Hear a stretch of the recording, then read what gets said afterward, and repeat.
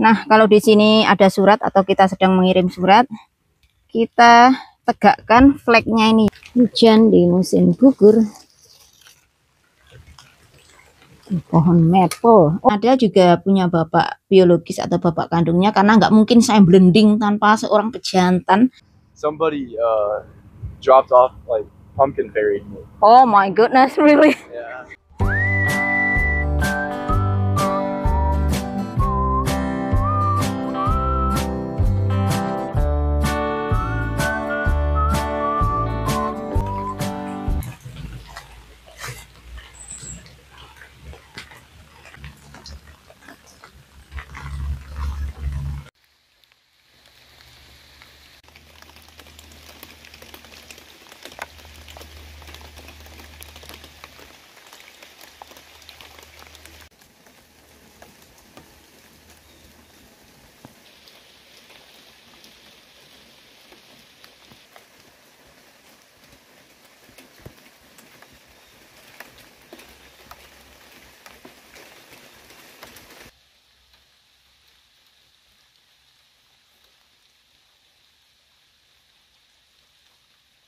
Pas keluar, pas mulai hujan teman-teman, nggak bawa payung, saya akan taruh di mailbox sana. Ini surat. Di sini itu masih ada aktivitas surat menyurat seperti ini teman-teman. Ini yang kita kirim adalah cek teman-teman.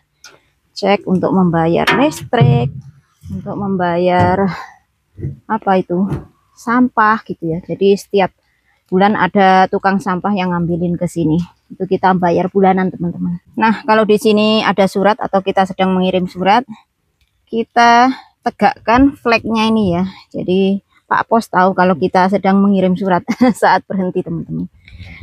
Saya taruh agak ke dalam dulu biar enggak kena bocor.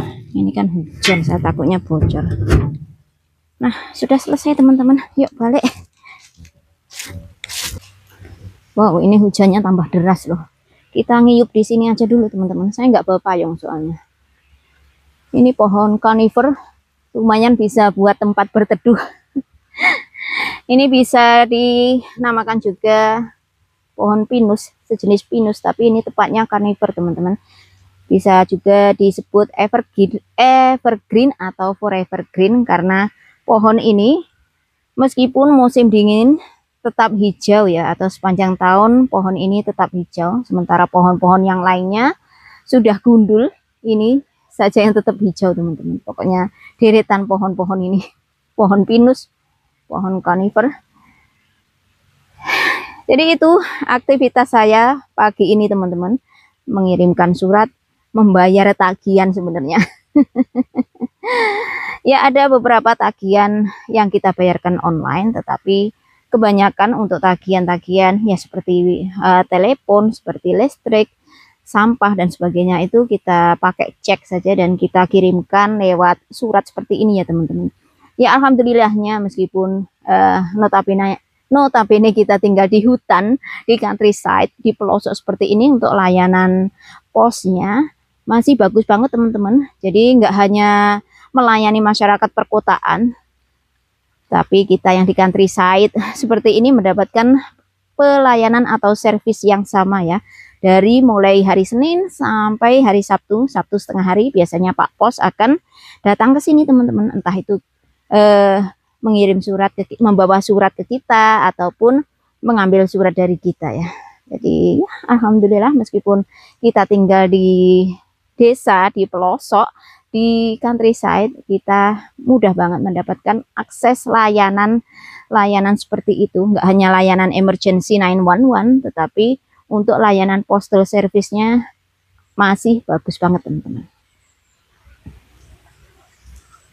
Ini kok semakin deras ya hujannya. Apa kita lari saja teman-teman? Lari, let's go. Yuk lari teman-teman. Kita mau lari. Aku tadi mau ngecek ini rumah, singgah dulu bentar.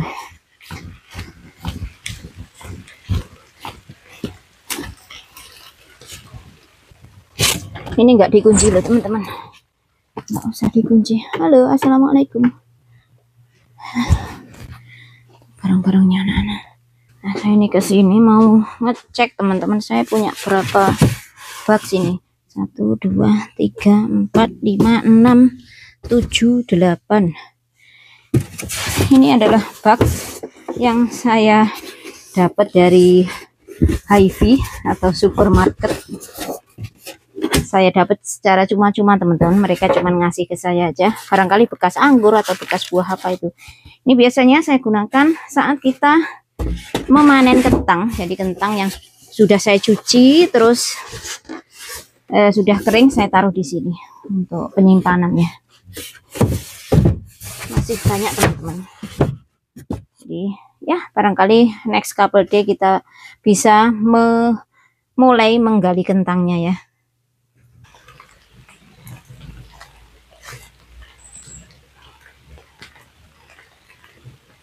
Hujan di musim gugur, pohon maple mulai menjatuhkan daun-daunnya.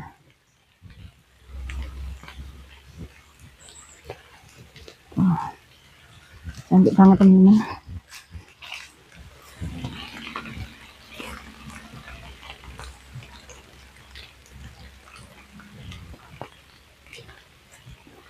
Semakin merah, semakin berguguran. Tuh.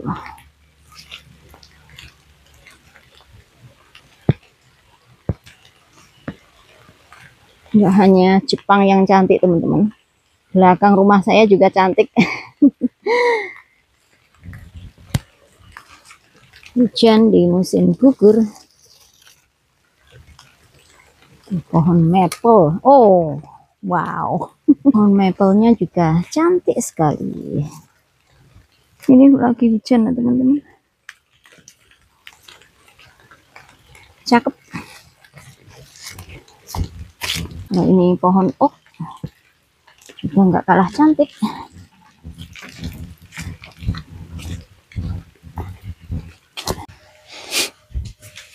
Nah teman-teman, selamat siang. Assalamualaikum warahmatullahi wabarakatuh. Siang ini kita berjumpa kembali. Saya sedang ngadem di cabin. Sebenarnya seharusnya nggak usah ngadem karena siang ini cuman 11 derajat Celcius teman-teman temperaturnya, dan itu lumayan. Saya aja pakai jaket tebel. Ini saya di cabin karena saya sambil menunggu anak-anak pulang dari sekolah.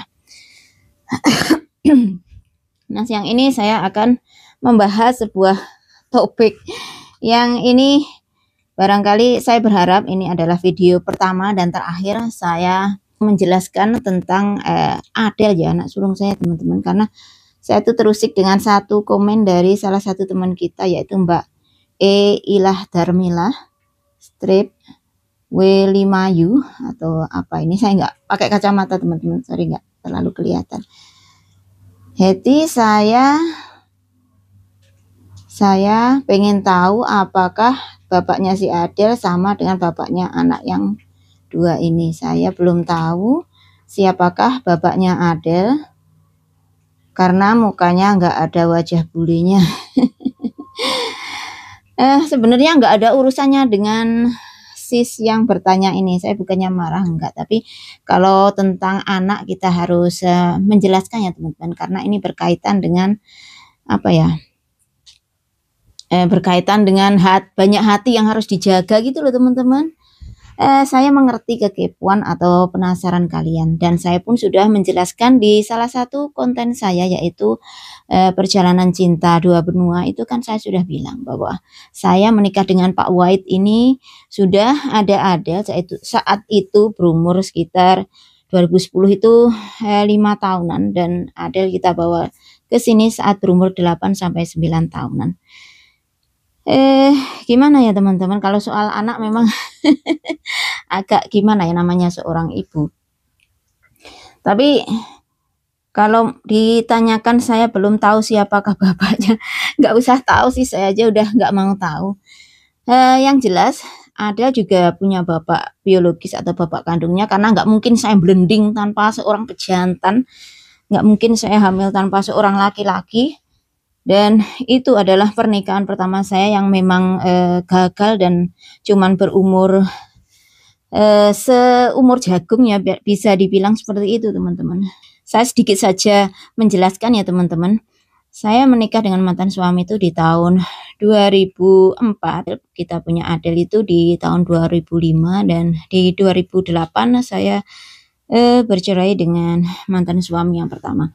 Kenapa saya itu nggak begitu suka membicarakan masa lalu? Karena namanya masa lalu udahlah dikubur saja ya teman-teman. Dan sekarang itu banyak hati yang harus dijaga gitu loh, terutama untuk anaknya sendiri. Kalau Adel baca komen seperti ini, saya takutnya dia have a hard feeling atau gimana gitu, kok kayak saya seperti objek, seperti barang. Saya rasanya bukan seperti manusia yang harusnya apa ya teman-teman, harusnya dimanusiakan atau gimana ya. Kalau tetap ditanya, kamu anaknya setan, anaknya genderuwo, anaknya ya demit atau apa, itu kok rasanya, bayangkan kita sendiri di tempatnya si Adel ini, kan begitu ya teman-teman.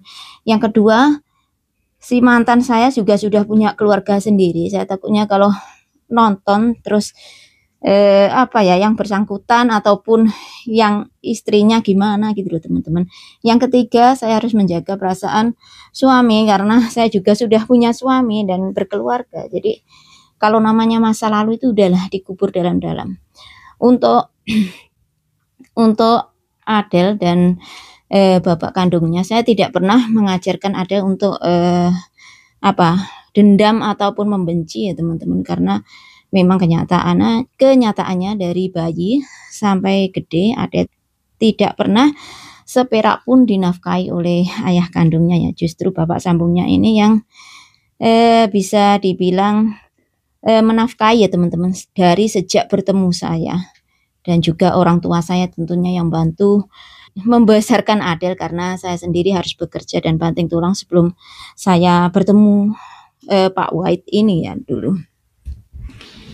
Jadi ya, tapi saya tidak pernah mengajarkan Adel untuk gimana ya teman-teman ya, membenci sosok seorang ayah, karena mau dipungkiri bagaimanapun itu adalah ayah kandungnya, dan kalau tidak ada dia barangkali juga tidak ada Adel. Saya justru bilang, kalau kamu suatu saat ingin mencari ayah kandungmu ya ada alamatnya di sini, karena Adel itu dari kecil barangkali belum ingat ya, karena terakhir melihat wajah ayah kandungnya itu umur 2 tahun 3 tahunan kalau nggak salah ya teman-teman ya. Jadi ya begitu. Itu urusan Adel dan bapaknya. Kalau saya sendiri sudah nggak mau berurusan teman-teman, biarlah masa lalu jadi apa ya, kalau bagi saya itu biarlah masa lalu terkubur. Kita nggak hidup di masa lalu tapi masa yang sekarang, dan kita jadikan masa lalu sebagai pelajaran saja. Kalaupun kita tidak saya sendiri ya, kalaupun kita tidak dipertemukan dengan orang yang tidak baik untuk kita, semoga dengan dipertemukannya orang yang baik bagi kita saat ini menjadikan kita lebih bersyukur ya teman-teman ya. Jadi ya, namanya manusia teman-teman tentu punya punya masa lalu, punya cerita, dan kita ini nggak lahir jebrot langsung umur 50 tahun. Saya nggak punya masa lalu, pasti semua juga punya masa lalu, punya cerita hidup gitu loh teman-teman. Dan itu bagian dari, kalau saya adalah bagian dari perjalanan hidup yang mana kalaupun saya salah, saya mohon dimaafkan dengan masa lalu saya, terutama bagi orang-orang di sekitar saya. Dan saya sendiri sudah memaafkan masa lalu. Jadi ya, saya sudah mengikhlaskan masa lalu teman-teman. Jadi saya mohon kita tidak usah membahas masa lalu, cukup sampai di sini saja. Pak White sendiri selama menikah dengan saya tidak pernah sekalipun mengomentari siapakah, saya ingin tahu siapakah bapaknya Adel teman-teman, tidak pernah. Namanya udah menjadi anak ya dibesarkan, disekolahkan, dipinterkan gitu teman-teman. Dan itu adalah barangkali apa yang beliau lakukan, Pak White lakukan, itu bagian dari teman-teman ya, ibadah lah, yang mana Adel sendiri tidak pernah mendapatkan kasih sayang maupun nafkah dari bapaknya sendiri ya. Tapi alhamdulillah seiring berjalannya waktu kan anak itu membawa rezeki tuh teman-teman.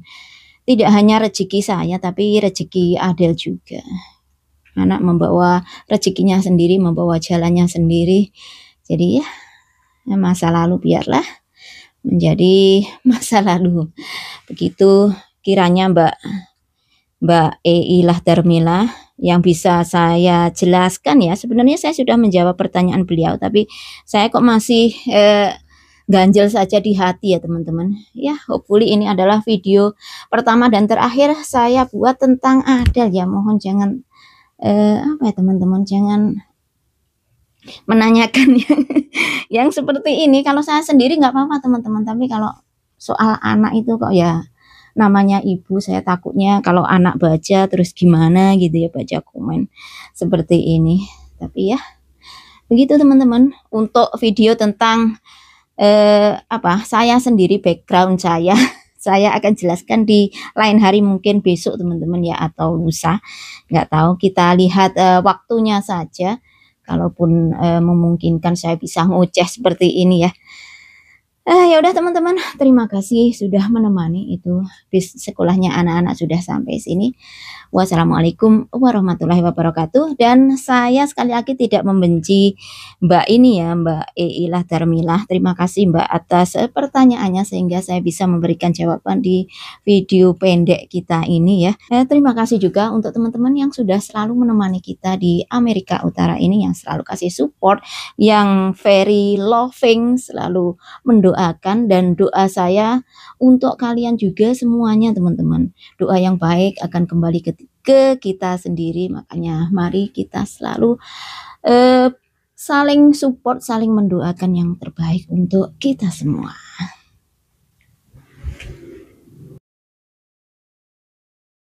Garden harvest. Yeah, again. Thank you for the apple. Yeah, and then what is it? Just a little bit. So somebody getting a bunch of pumpkins. Somebody dropped off like pumpkin fairy. Oh my goodness, really? Yeah.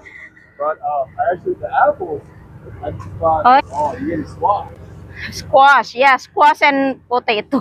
Yeah, thank you.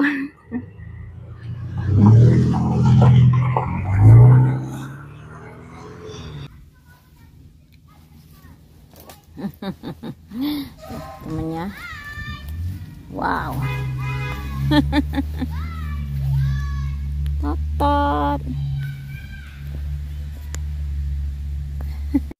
Rame banget. Sebrin, nggak usah Sebrin, no, it's already, nggak usah.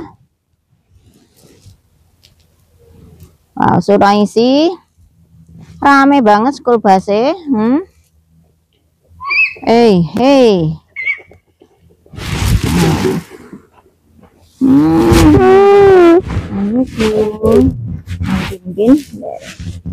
I miss you too. It's my mommy.